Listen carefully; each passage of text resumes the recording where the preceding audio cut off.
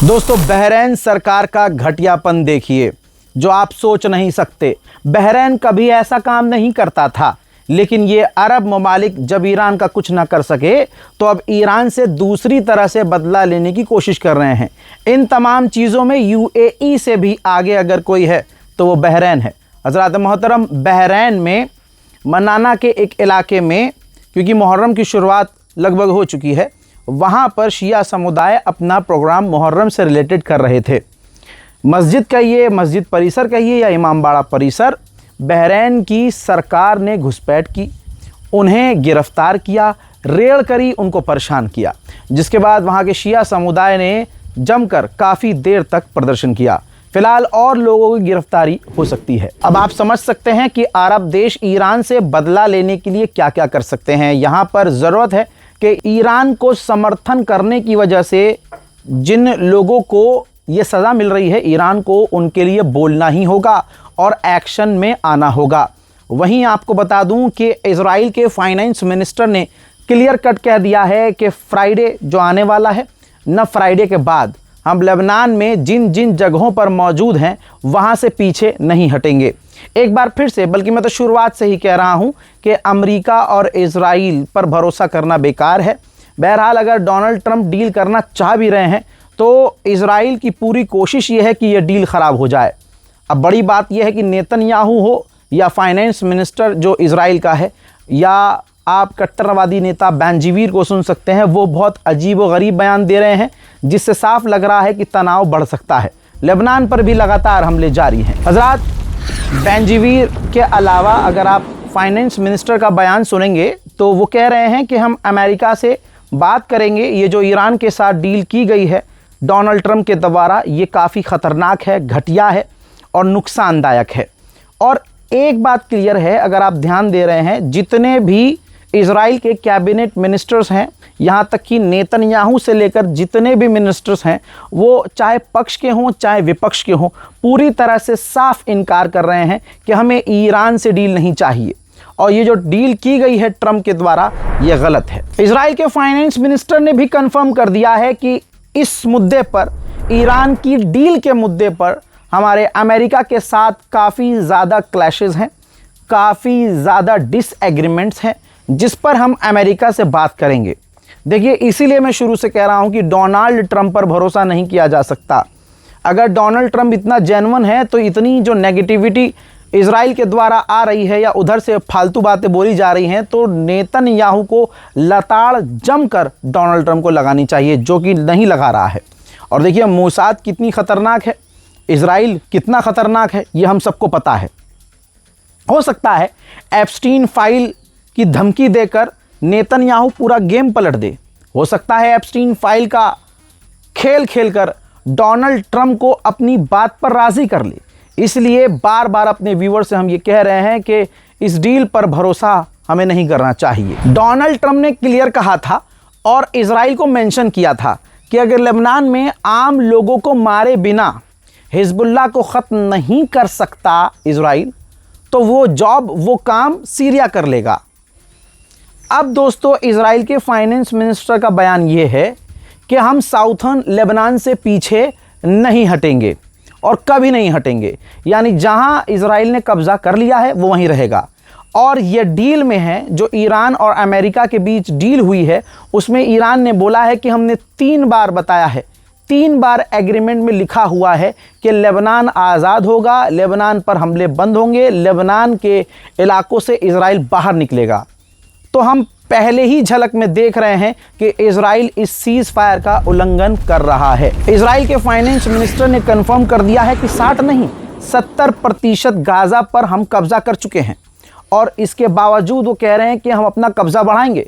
भैया, 70 हो चुका है, 80-90 हो जाएगा तो गज़ा बचेगा कितना? लेकिन आप देखिए, तमाम अरब ममालिक इस वक्त भी खामोश हैं। इजराइल के फाइनेंस मिनिस्टर ने यह भी कहा कि हमने वेस्ट बैंक पर कब्ज़ा कर लिया है, पूरे गज़ा पर कब्ज़ा हमारा है, और ये सब ऊपर वाले की मर्जी है। अमेरिका पैसा हर जगह से कमाने की कोशिश करता है। डोनाल्ड ट्रंप खुद ही स्ट्रेट ऑफ हॉर्मुज़ में बैरिकेड करके, कब्ज़ा करके उसको चलाना चाहता है, पैसा कमाना चाहता है। आपको शायद याद ना हो, शुरुआत में जब ईरान को ऑफ़र रखा गया तो अमेरिका ने कहा था कि आप भी पैसा लो, हम भी पैसा लेंगे, दोनों मिलकर स्ट्रेट ऑफ हॉर्मुज से पैसा कमाएंगे। ईरान ने रिजेक्ट कर दिया था कि आपकी मौजूदगी हम वहाँ बर्दाश्त नहीं करेंगे। अब दोस्तों डोनाल्ड ट्रंप जब ये कल बोल चुके हैं कि स्ट्रेट ऑफ हॉर्मुज खुला हुआ है, आज़ाद है, सब कुछ सेफ है, आप जाइए, तो अब जब ये कल बोल चुके हैं तो आज रिपोर्ट ये आ रही है कि अमेरिका तैयारी कर रहा है कि जो जहाज़ स्ट्रेट ऑफ हॉर्मुज से गुजरेंगे उनको सेफ्टी, सिक्योरिटी, इंश्योरेंस देगा। यानी प्लान उनको बेचे जाएंगे कि भाई 1 करोड़ दो, 10 करोड़ दो, 12 करोड़ दो, इतने तेल के, इतने जहाज़ के इतने दो, हम आपको सेफ्टी प्रोवाइड करवाएंगे। अब सेफ्टी किस बात की, जब ईरान खुद कह रहा है कि स्ट्रेट ऑफ हॉर्मुज हमने खोल दिया है। डोनाल्ड ट्रंप ने 2 दिन पहले कहा था कि स्ट्रेट ऑफ हॉर्मुज में कोई पैसा नहीं लेगा ईरान। अच्छा, तो ईरान नहीं लेगा, अमेरिका लेगा, तो पूरी दुनिया का जो बेवकूफ़ काटा है डोनाल्ड ट्रंप ने दुनिया के सामने है। अमेरिका का जो एम्बेसडर है इजराइल के लिए, जो काफ़ी जहर उगलता है, पिछली रिपोर्ट में भी इसका जहर मैंने आपको बताया था।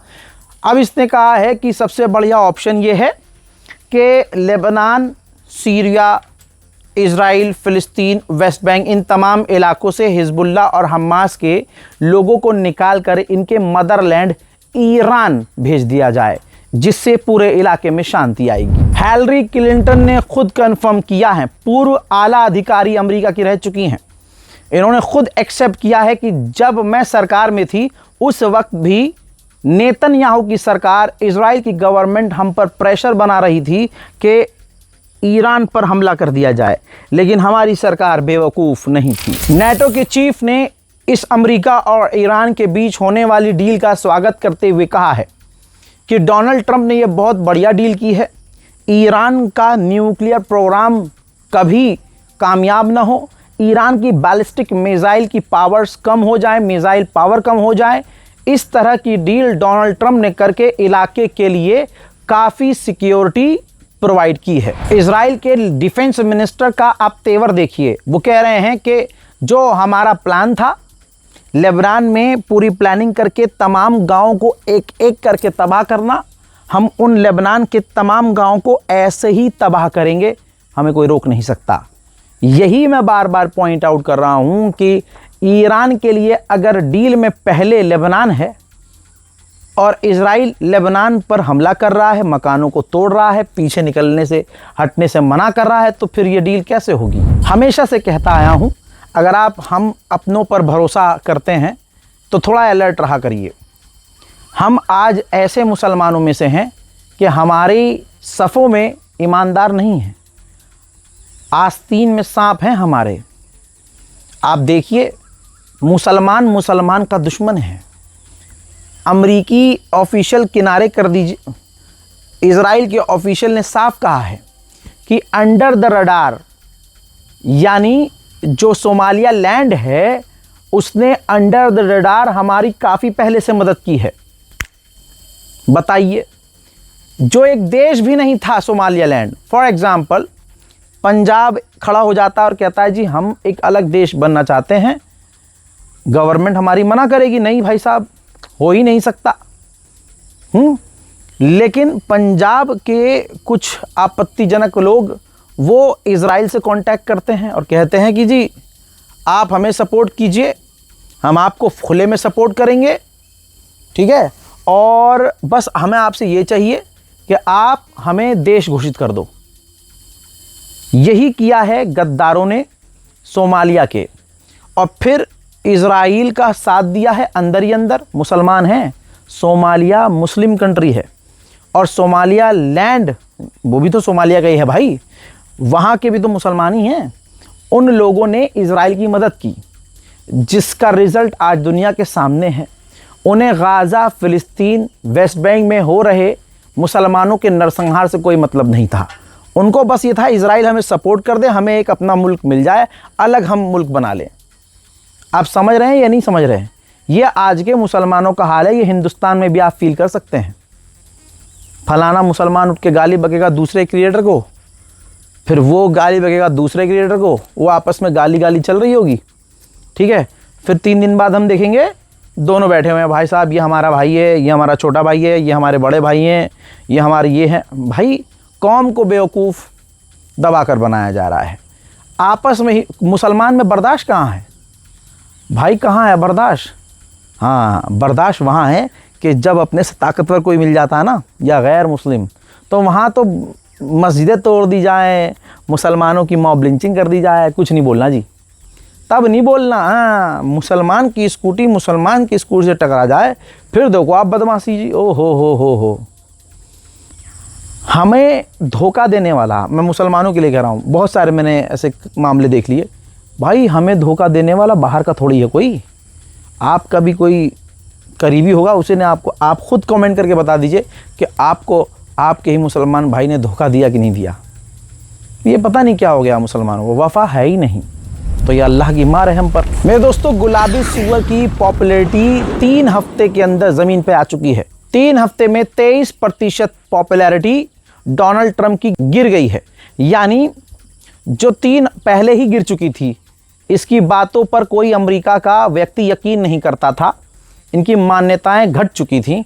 लेकिन घटने के बावजूद जितनी बची हुई थी उसमें भी 23% से 26% डाउनफॉल देखा गया है। यह है गुलाबी सुअर। ईरान से लड़ने का नतीजा, खामनाई को कत्ल करने का, उनको शहीद करने का नतीजा दुनिया देख रही है। ईरान का दबाव इतना खतरनाक है और ईरान को इतनी ऊंची जीत मिली है कि रिपोर्ट अब आपकी स्क्रीन पर है। जैसे ही MOU के फिजिकल डॉक्यूमेंट पर साइन होगा, तुरंत ईरान अपना तेल एक्सपोर्ट करना शुरू कर देगा, क्योंकि ईरान का इस डील में एक पॉइंट ये भी है कि हम अपना तेल एक्सपोर्ट कर सकेंगे। तो ईरान के ऊपर से पहली पाबंदी ये हटाई जाएगी कि ईरान अपना तेल अब आज़ादी से दुनिया के किसी भी देश को बेच सकता है। समझ सकते हैं कि ईरान को कितना फ़ायदा होगा। यमन के पॉलिटिकल काउंसिल की चीफ ने IRGC की तारीफ की है और कहा कि IRGC ने दुनिया के सामने अमेरिका और इजराइल को हरा दिया है, झुका दिया है और बेहतरीन कमाल उन्होंने करके दिखाया है। हज़रात मोहतरम, अल्ट्रा ऑर्थोडॉक्स यहूदी भी होते हैं जिनके बारे में मैं आपको लगातार अपडेट देता रहता हूं। सोचिए, जो सोच रहे थे अमेरिका इजराइल के ईरान की जो जनता है उनको सरकार के खिलाफ करके सड़क पर उतारा जाए, नेतन्याहू के खिलाफ प्रदर्शन होते रहते हैं, वो आपने देखे हैं। जो अल्ट्रा ऑर्थोडॉक्स यहूदी हैं, ये एक्सट्रीम लेवल पर इजराइल के खिलाफ हैं, उसकी नीति के खिलाफ हैं, अपने धर्म के खिलाफ नहीं है। उनका ये कहना है कि हमारा मजहब मारकाट, नरसंहार, बच्चों को मारना नहीं सिखाता है। अब इजराइल को फ़ौज की कमी पड़ रही है, तो इजराइल अल्ट्रा ऑर्थोडॉक्स यहूदियों को फ़ौज में भर्ती करने की ज़बरदस्ती कर रहा है, जिसके खिलाफ अल्ट्रा ऑर्थोडॉक्स यहूदी प्रदर्शन कर रहे हैं, जिसकी तस्वीर एक्सक्लूसिव आपके सामने है। यहूदी अल्ट्रा ऑर्थोडॉक्स प्रदर्शन कर रहे हैं कि हमें शामिल फ़ौज में, IDF में नहीं होना है क्योंकि वो गुनहगार हैं। अब हो रहा है इनके साथ वही जो फ़िलिस्तीनियों के साथ होता है। इजराइल की पुलिस उन्हें मार रही है, पीट रही है, गिरफ्तार कर रही है। इजराइल का चैनल 14 इसने अपनी सरकार से मांग की है कि अमेरिका और ईरान के बीच जो डील हुई है उसको नाकाम करने के लिए आप लेबनान पर हमले जारी रखिए।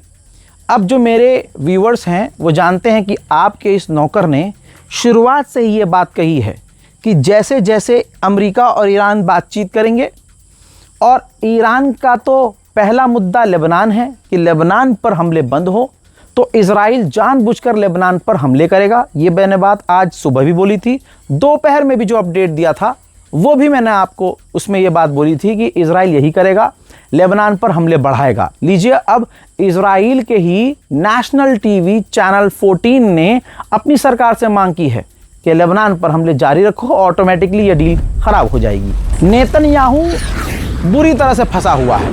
नेतन्याहू चाह रहा है कि डोनाल्ड ट्रंप से पूरी तरह से रिश्ते ख़राब ना हो, इसलिए वो थोड़ा फ्लेक्सिबल हो गया है, ज़्यादा ओपनली आकर ट्रंप को उल्टा सीधा नहीं कह रहा है। लेकिन इजराइल की ही पार्टी के, नेतन्याहू की ही पार्टी के जो कट्टरवादी नेता हैं बेंजीवीर, वो जहरीला बयान दे रहा है, बहुत खतरनाक। वो उसकी मानसिकता तो ये है कि सारे फ़िलिस्तीनियों को मार दो और ईरान पर परमाणु गिरा दो। अब ऐसे में जो नेतन्याहू हैं और ये कट्टरवादी नेता बेंजीवीर, इन दोनों के बीच मतभेद बहुत ज़्यादा बढ़ चुका है। इजराइल के खैमे में जो पॉलिटिकल खैमा है, जो पार्टी है, उसमें फूट की बू आ रही है। तमाम डिप्रेसिव खबर के बीच एक ये खूबसूरत मंजर, अल्लाह इस मंजर को इसी तरह से हमें दिखाए और लेबनान में और पूरी दुनिया में शांति आए। देखिए, लेबनान में जो इज़राइल के आतंकी हमलों के बाद जो लेबनीज़ आम लोग अपने घरों को छोड़कर दूसरी तरफ भाग गए थे, वो वापस आना शुरू हो चुके हैं। ये सिलसिला 3 दिन से जारी है। ईरान के इंफॉर्मेशन टेक्नोलॉजी मिनिस्टर ने कहा है कि इस साल के आखिर में इंशाअल्लाह हम अपनी कम्युनिकेशन सैटेलाइट अंतरिक्ष में पहुंचा देंगे। जो इज़राइल के चैनल 14 ने कहा, इज़राइल से जो मैंने आपको हर वीडियो में बताया, इज़राइल वही कर रहा है। साउथर्न लेबनान के बाहरी इलाकों में इज़राइल के फाइटर जेट ने बमबारी की है। मंजर आपके सामने। ईरान के स्टेट मीडिया के according 5 million barrel oil, Iran के टैंकर 2 से 3 टैंकर निकल चुके हैं दुनिया के अलग अलग देशों में बेचने के लिए।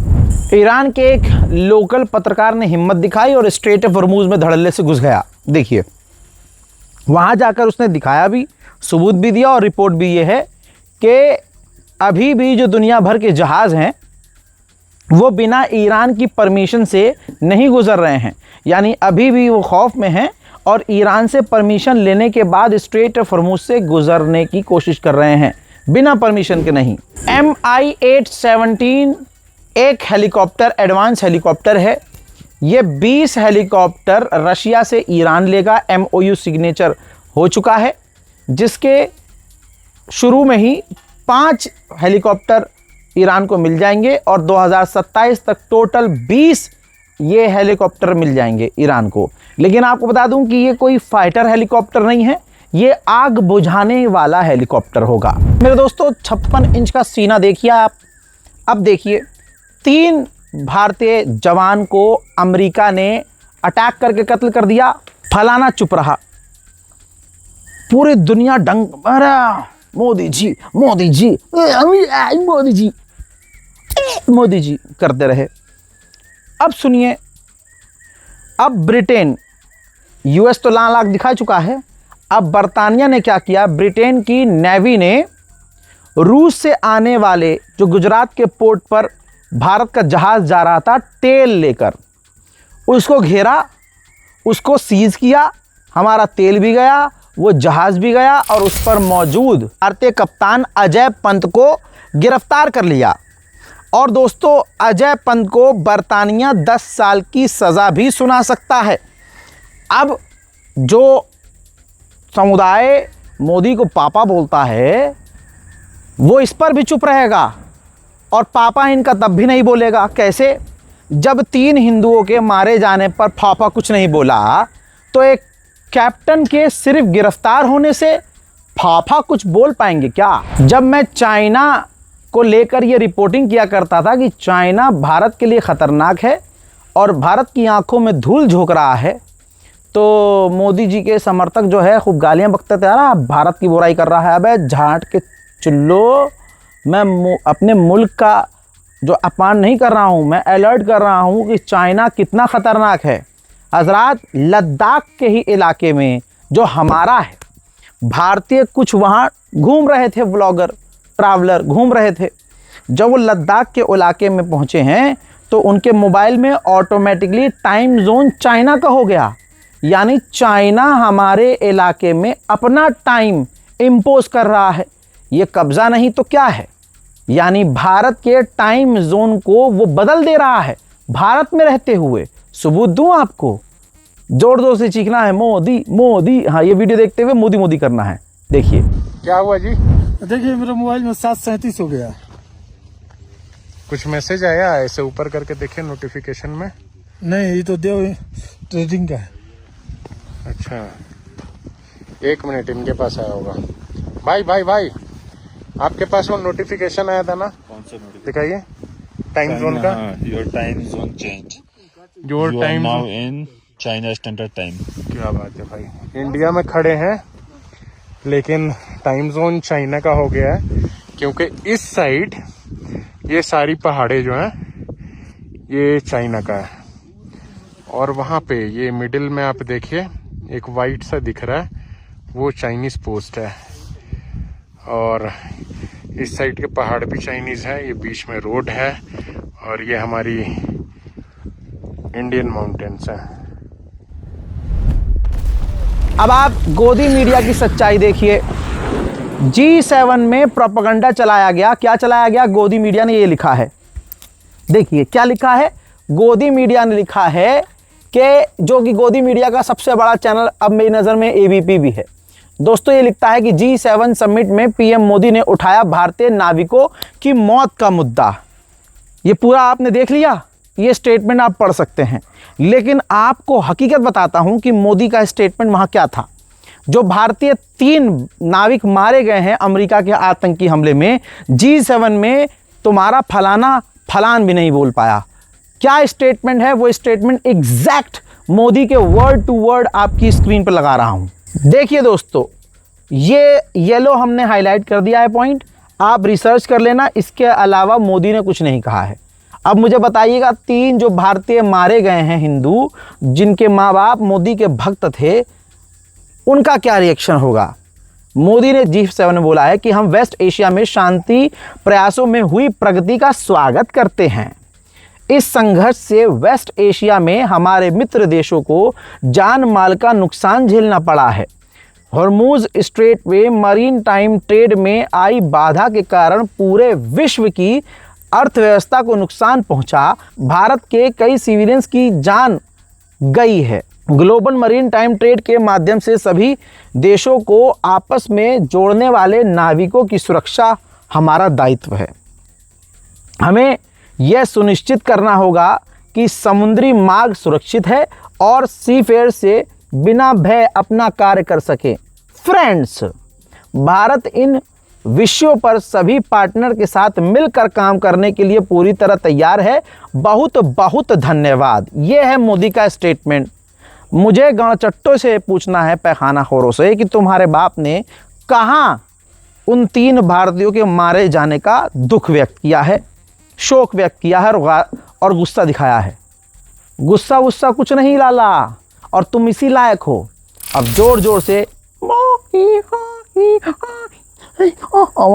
करते रहो। जय हिंद।